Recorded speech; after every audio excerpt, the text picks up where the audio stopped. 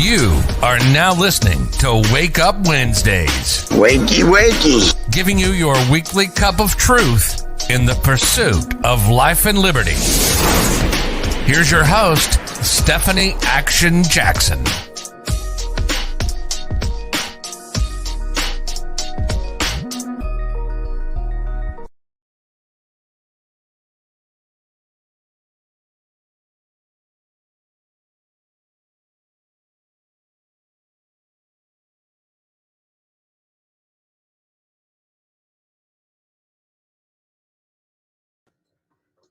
Good morning. Sorry about that little delay there, guys. Good morning. Good morning. I hope everyone's good today. Welcome to Wake Up Wednesday with me. This is episode 4. If you knew better, you would do better. I'm so happy to be here today, and I hope you're happy to be here too, because this is my part of the day where I just get started. Everybody in my house is still asleep. I wake up. It's my time in the morning to wake up, worship, work out, and, take a minute here to reflect before I get my family going. And recently, I decided to get really organized. And at times, I'd be pulled in every direction from the things that I have going on. And I just really needed to get a better handle on everything. And it honestly, it's so great seeing my family flourish from the efforts that I put into this organization and getting a better handle on everything. And I got to kind of give myself credit because I have to take care of a lot of people's needs. And in order to keep it all straight, I really have to write it down. And we're a family of 6. So even though my oldest son, who's 23, isn't living at home anymore, I still homeschool, have household to maintain, extracurriculars, my business endeavors. And it's really a lot to handle for just one person. And one of the things that I was truly slipping on was taking care of me. And so after having my last 2 children back to back, I essentially became, indebted to my family, where I wasn't, I was neglecting myself. And I noticed that everything I was doing was for everybody else, but I was becoming more and more unhealthy. And I would choose to nap when the kids were napping because I would be up all night long without sleep. And sometimes I would only average 3 and 4 hours of sleep a night. And I realized over time, how this could be so unhealthy to me, because I never was fat before in my life. And now I just had lingering weight, constant tiredness, exhaustion. But the few years of being a full-time mom 24/7, I really gave myself unselfishly until I became the problem. And I wasn't happy. And I felt like nobody listened or respected me. And so all of it, I ate like crap. I was tired all the time, and I was struggling to keep up with everything. So something had to give, and it did. And today I'm going to share with you guys the pivotal moment that changed everything for me, changed the whole way of my life, honestly. And before I get into that, I want to share with you guys the quote of the week that I'm going to pick out each week. And it's going to just come from a random source, my calendar, or, a journal I go through. But if it sticks out to me, I'm going to bring it in so that it's, a food for thought. So this week, the quote that I'm picking is from Dorothy Thompson. And the quote is, "Only when we are no longer afraid do we begin to live." So I want to think about that for a minute. If we're afraid of something, what happens to us? Often, if we're afraid, we become paralyzed, frozen, stopped, delayed, hesitant, right? We don't live freely. because something has made us afraid. So I wanted to share with you, which I think is really tremendously important, because in the current times, what should we do if we're afraid? So I went to the scripture because that's what I do. And in Second Timothy chapter 1, verse 7, it says, "For God gave us a spirit not of fear, but of power and love and self-control." So let's think about that and put that in context for a second. If God gave us a spirit of love and self-control, fear can't be from God.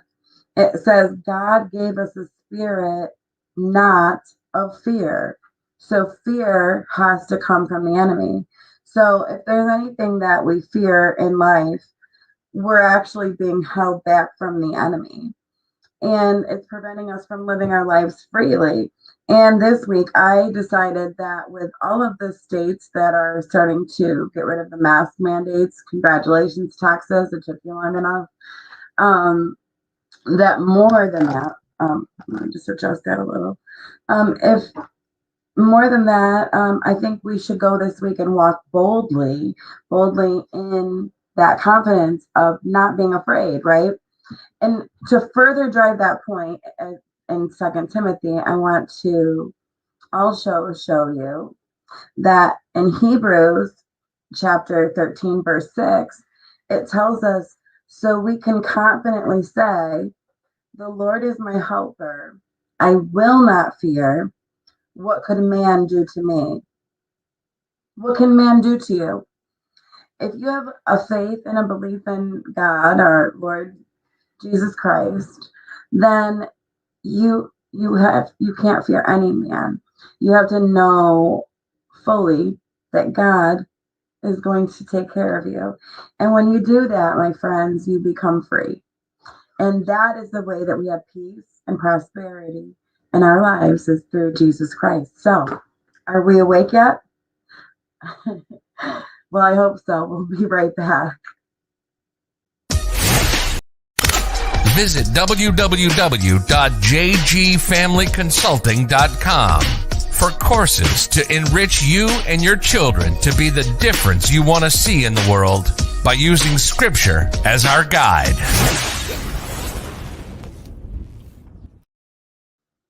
Okay, so let me get started on that pivotal moment, that life-changing moment. It's a Tuesday, March 7th, 2017.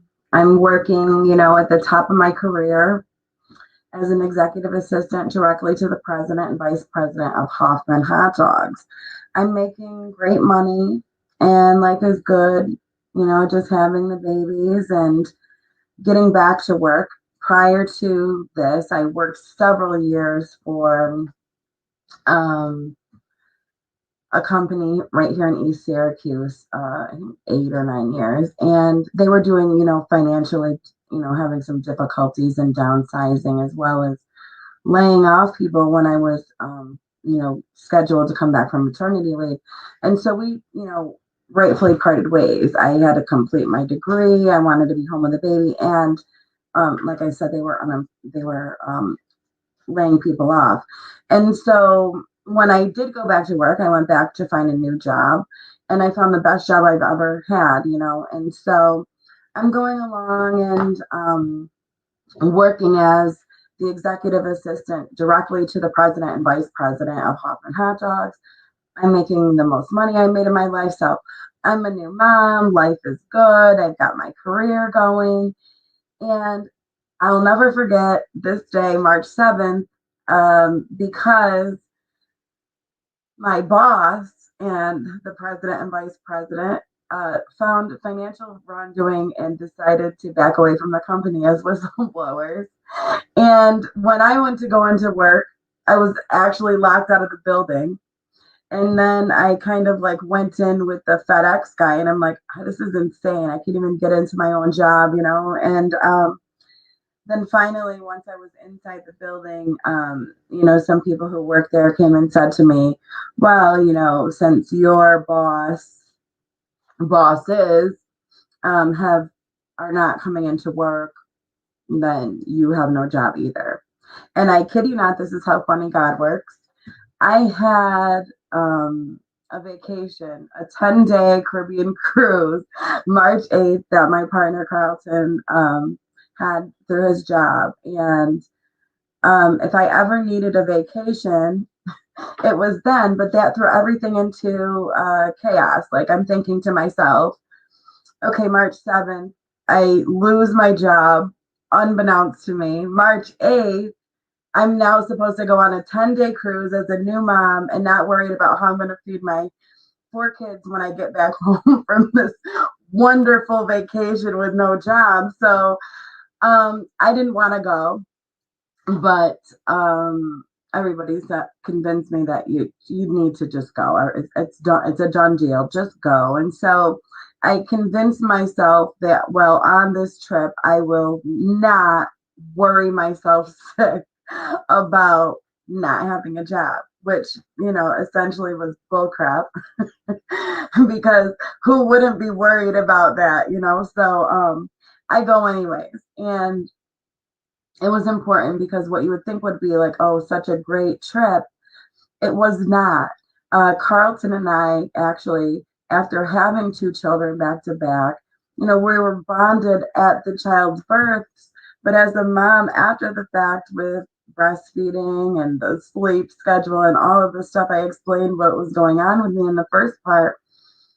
We had a good amount of distance between us, him working outside of the home and me being inside of the home.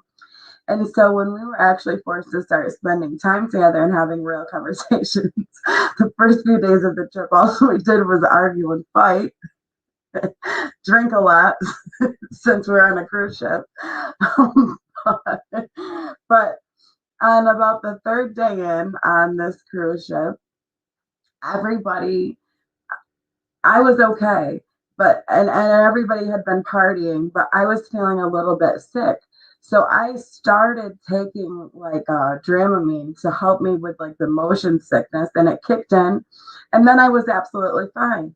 So go figure now, that's about our third day in, and we are crossing the Caribbean Sea. And it's a 2-day adventure from the Bahamas to uh, Colombia. And while we're going 2 days on at sea, I finally mastered my motion sickness on this vacation that I lost my job at. I'm fighting with my partner nonstop because we're forced to be alone with each other.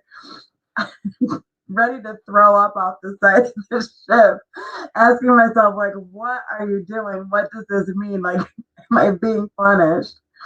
And I'm being punished on a 10-day Caribbean vacation. And I kid you not, we're at dinner and we have this freak windstorm out of nowhere. And I mean, out of nowhere. There was no rain, there was no storms. This was just straight a windstorm. And the ship was rocking. We were going through, I'm looking on the cruise ship channels. It's like more than 50, 60 foot waves out there. I'm looking out everything. The drawers are flying out of the cabinet. Like I'm going like, this is not okay. People are like fleeing. All the water is coming out of the pool. The pools and the hot tubs all lost their water during this windstorm that was literally rocking the crap out of this boat. The waves were like unlike anything I ever saw. It put me down, dropped me down on my hands and knees and prayed to God, like, please just, I know I'm a survivor, but I've seen those life things on the side and they're not holding up in these waves right now. And so I don't want to try to survive this. So please, God, like let us just get to land. And so now it's just 3 days in since I lost my job. I've been deathly sick. I'm fighting with my partner. I'm away from home. And now I'm dropped to my hands and knees in the middle of the cruise ship, praying to like live through this experience and get home to my babies again. And so that was it. That was that life-changing moment where I said, that's it. I don't even know what to do about all this anymore. And I'm giving it up to you. And I'm going to no longer worry about, you promised me in your word that I wouldn't have to worry about my food or my clothing as long as I worked on myself. And that is what I set out to do, to start to live my life for God versus myself. And so all of the plans that I always had for myself never really come to fruition. But ever since I changed that and started doing things a little bit differently by really applying scripture to my life, making sure that I prioritize the time in my life to make sure that I have that time to connect every day. And the best time for me is in the morning because that's the best time to wake up and show your gratitude for being alive. It really just changes the whole dynamic of the day. But that was the life-changing moment for me. And there's much more to the story as it continued. But you know, when I just think about those rocky, literally life rocking times, is what was that final drive to force me to get to my hands and knees to, need God. And what I was doing in that period of time of my life was that I thought I was what everybody had to need. So I was mom, I was wife, I was the housekeeper, I was the handyman, I was these things. And I would be so devastated if someone noticed like one thing I did not do. I felt like it was a personal attack on everything else that I did do because I was so overwhelmed with everything. Like everything is all on me. I'm working, I'm doing all these things. And that's not what God wanted me to do. He didn't want me to be like spreading myself so thin in servitude to everybody else that I didn't even take care of myself. I had to just regroup and I realized everything that I was doing, even still after this moment, even though I went ahead and lived blindly, letting God lead the way. And when I say letting God lead the way, meaning I literally stopped making plans for my life. I stopped worrying about what I was going to do. And I actually made the decision that I would never work for another human being as long as I lived. Why? Because that was my experience in life. That's my business experience. I know how to run a business. So why would I do it for anybody else ever again? Right. And so after the trip, I come home and I decide, what am I going to do? And so I decided that I would start a kids dance class, and I did. And it was free for everybody. So how do you make money if it's free? But I wanted to just get my name out there. And while I tried to get committed to working out and losing weight, I figured, why not do this Zumba with the kids, right? And so I did this in the middle of a field at parks and stuff and had some really awesome turnouts. The kids really, really loved it. But then the fall came and I couldn't do it any longer at the parks and whatnot because it was going to get cold out.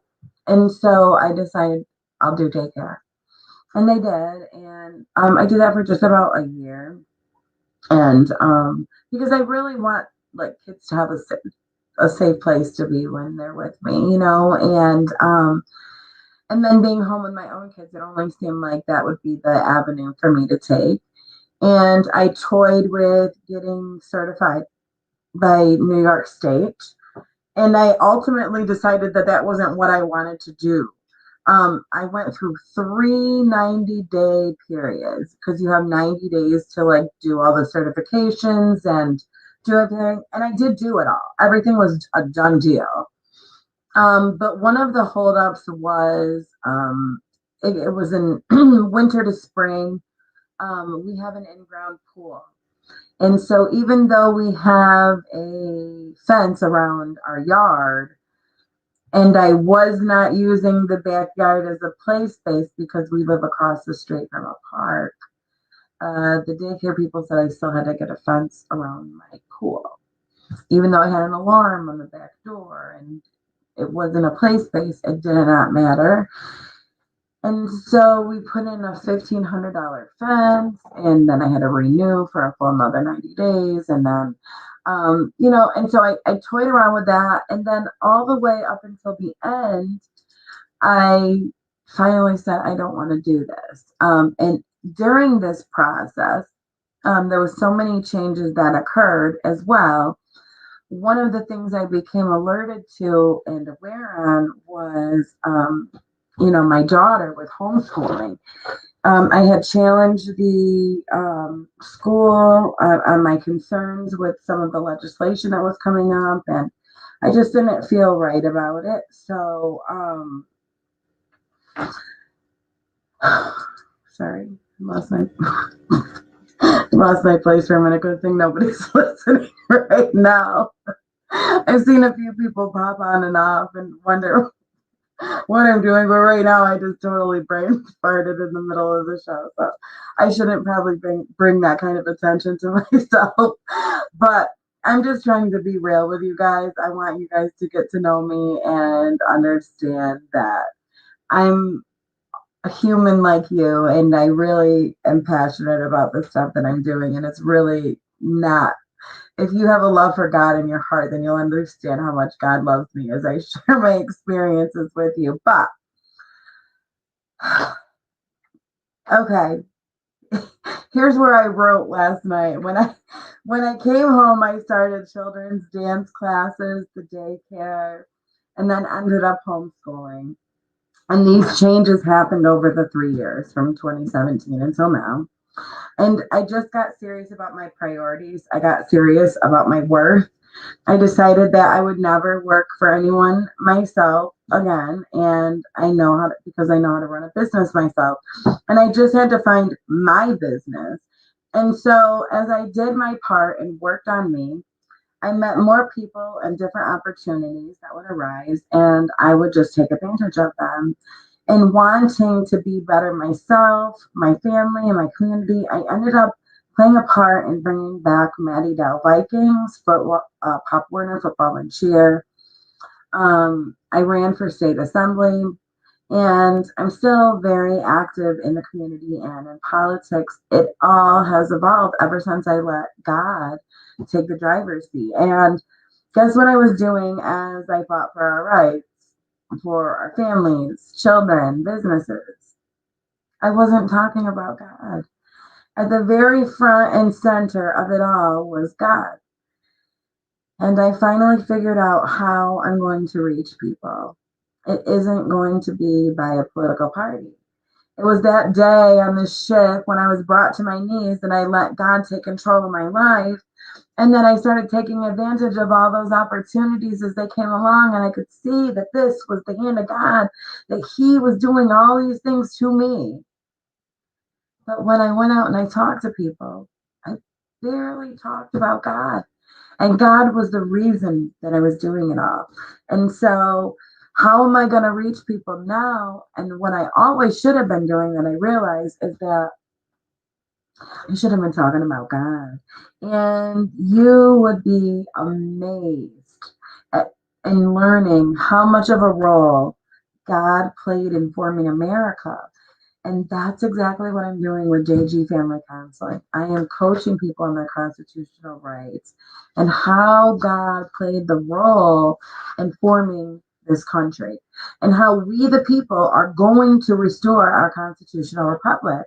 But I have like a work to do of educating people about the truth about this country. And so, and the truth about God. So if you heard my testimony today, I'm only going to get started. I just am beginning. I have a lot more to share, so stick with me. I want to share with you an amazing class that I'm coaching. It's called Biblical Citizens in Modern America via the Patriot Academy. And I want you to check out this video. Just hold tight one sec.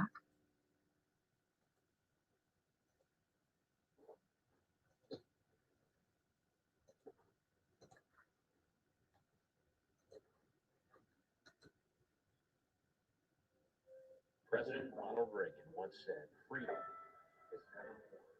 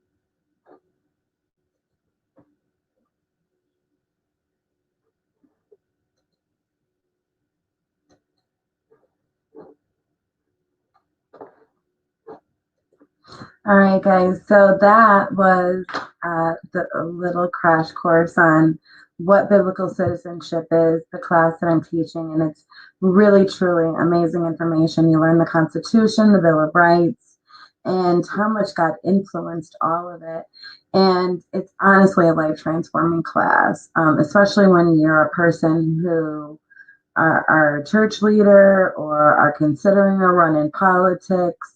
It's really great for like-minded people who are patriots and love God in this country. So you can find signups on my Facebook page at Jackson for the People. It's free. It's so important to know this information. It doesn't matter what your religion. There just has to be a love for God in your heart, and this will resonate with you. So now let's get on with the news.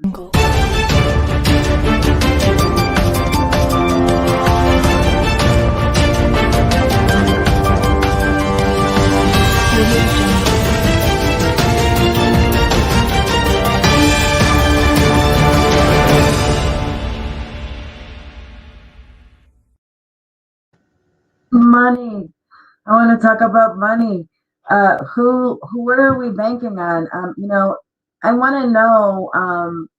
I want to bring on someone who's going to give us like a little crash course into cryptocurrency because more and more as we get going here, we really see that there's a signal for digital money. Currently, with the SEC lawsuit with Ripple, you know, that's going to bring clarity to the cryptocurrency market. And bear with me if you don't know what I'm speaking on. It's something that is really important to the whole entire blockchain system right now, especially with something that has such important utility like XRP. So if that comes, some of these investments can literally be life changing. And it was just a matter of knowing when to get into the market. And, it's never too late to really get involved in investing, but some opportunities I think were missed. And intentionally, we were left out of exchanges, and especially in New York and how they are with the crypto market. It's really difficult. Like, we're not able to even purchase XRP at this time. And I'm a strong supporter because I believe that it's almost like interference in Americans being able to invest in this currency, because essentially this is going to be the gateway to all of the others that will provide that instantaneous transmission of funds into other forms of currency. And so this actually has utility, a great purpose behind it, and the potential to really add value to the blockchain. So it's something that I have like invested in, and I'm keeping a close eye on it. So as I uncover more information, I'll share that with you on the SEC lawsuit. I see that this morning also Bitcoin climbed back over 50,000. And, it's just something I'm paying attention to. And I know a lot of people have no idea where to get started. So in a few weeks, I'm going to bring someone on to give like a little crash course of crypto. And next, speaking of preparing for that digital money, we in New York are the first to test out universal basic income. Hudson Valley News reports that, let me bring up that,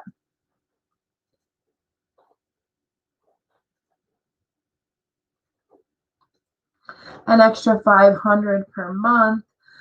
One Hudson Valley County will be the first in the nation to test out a new economic policy idea, universal basic income. Some Ulster County residents will be getting $500 per month for a year beginning in May as part of the trial run. 100 people making less than $47,000 a year will be chosen to use the cash however they wish. So we have businesses crashing, we have people in need of money, we have irresponsible spending and money not being used. But we are giving people 500 bucks a month for a period of time to essentially get accustomed to universal basic income. And here's my theory or my thoughts on that part. I actually think that what's going to happen. I got a comment over here. Let's see what's talking. Good morning. Hi, Tara. So I back to losing my mind again. See, I don't have enough coffee in my system. Occasionally I get going and then that's it. There it goes. All those thoughts went away. But universal basic income, that's where we're at. So I really have a strong, this, as we know, this is like by design. So what I really believe is going to happen is that as we start to open back up, $15 an hour is going to be minimum wage. That's what's going to happen.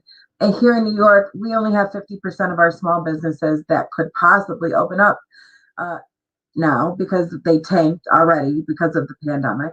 So now those small businesses, once they have to pay their employers $15 an hour, will tank. And there'll be a great need for everyone to have, they'll run out of unemployment money, and so this will be the perfect way to usher in this universal basic income. And it's already being pilot ran in New York State. So pay attention. If you haven't ever gone to the World Economic Forum website, I strongly suggest that you do to get on board with what is really occurring here when I talk about digital currency, going digital, the education system, money, all of these things. I am not doing this to be a fearmonger. I'm doing it because it's the truth. And like I told you in the gems in the beginning, you can't let the truth make you afraid. If I'm telling you the truth so that you'll be prepared, remember that you are God's child, so you don't have anything to fear. Remember those tidbits that I gave you in the beginning of this, because it's really important that we don't go ahead walking around with fear, because God has promised to not abandon us. I gave you 2 scriptures to go back and reflect on. Make sure that you walk boldly and powerful this week, because you are a child of God. Okay. So in other news, Cuomo's gotta go. Well, we're all up in arms over him being thirsty and a pig. I can't say that he's a rapist just yet, but he's a harasser, clearly. And I don't know that these accusations are what's going to be his removal. we have to ask ourselves, in these things of what he's doing and what's in the news right now and holding him accountable. It's it's deflecting away from what about the nursing homes? What about the people in homes with disabilities? What about the Blacks and Latinos who passed away in New York City hospitals in horrid conditions? What about the help that was refused by Andrew Cuomo, right? When the ships were sent, when the hospitals were built. What about that? What about the money that he sent to a Chinese company for ventilators that were never received? And then he turned down Remington Arms to make these vents right here in New York State. He turned down a New York State company to give money to China for something that could have created jobs right here in our own state. And that's how it works out. You order ventilators from a sex toy company in China, and there goes your millions. So, follow the money. Where did that money really go to? What was it really for? We need to know. We want answers to these doings of Andrew Cuomo, okay? He is responsible for the deaths and harming so many lives. And what about taking away doctors' rights to prescribe hydrochloroquine? What about taking away New York State's religious exemptions? What about the damage this man has caused beyond whatever should be acceptable by any elected official ever? Please let me know your thoughts. Please like, subscribe, comment, and share for me. I'll see you guys next week. But remember, this week, be bold, everybody. Be bold. Walk boldly in the Spirit of God. See you next week.